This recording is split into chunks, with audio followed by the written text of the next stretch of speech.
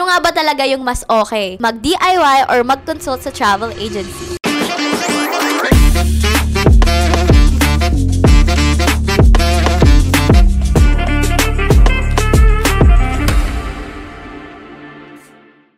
Guys, nandito kami ngayon sa headquarters ng Global Pinoy Travel and Tours para tanungin ng ating mga travel consultants kung ano ba talaga ang mas okay, mag-group booking through DIY or mag-consult sa travel agency. So, lika, tanungin natin sila.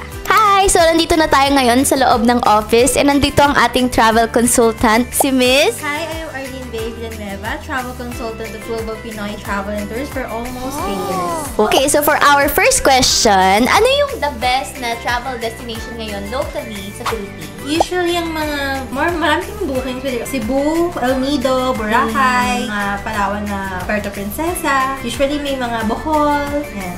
So, bakit sa tingin mo na yun yung ating top destination? Kasi most of mga pinupuntahan ngayon ng mga foreigners is mga beaches. Like for example, yung El Nido, Palawan, which is yun yung top destination ngayon sa Philippines. So, as a travel consultant din naman, ano ang mga pinaka-helpful tips na mabibigay mo sa ating travelers? Dapat usually pagka nagta-travel ka, usually dapat meron ka ng hotel voucher, nakaplan na yung mga flight mo, itinerary. Dapat as traffic dito sa Manila, dapat mag-arrive ka early sa papuntang airport, mga ganun ba. So, ano naman yung mga dapat i-avoid? Dapat i-avoid nila yung pagiging late for in terms of tours, tsaka flights. And then, lalo na pag mga group tour yung mga ina-avail nila, usually may mga kasamang ibang mga guests.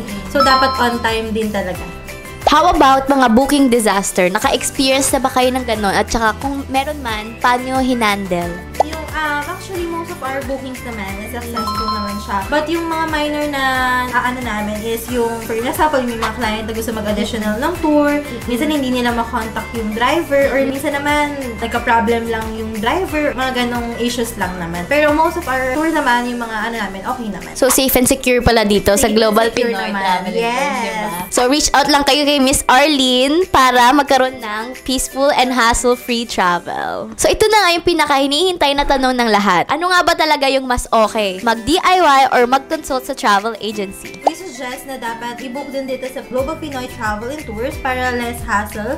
Example, kasi pagka nakabook ka in travel agency, meron ka ng hotel accommodation, meron ka ng transfer, meron ka ng breakfast, ipin mo na lang is yung mag-enjoy and on time sa tour. If mag-DIY ka naman, mas okay din kung DIY pag alam mo na talaga yung place na gusto pala pupuntahan mo. Kumbaga, may iba na lang na gusto mong tour na puntahan na kahit solo ka. Solo ka, pwede naman. So there you have it, guys. So to know more about GPTT or you're interested in becoming a travel affiliate, just visit us at Global Pinoy Travel and Tours in all our social media pages.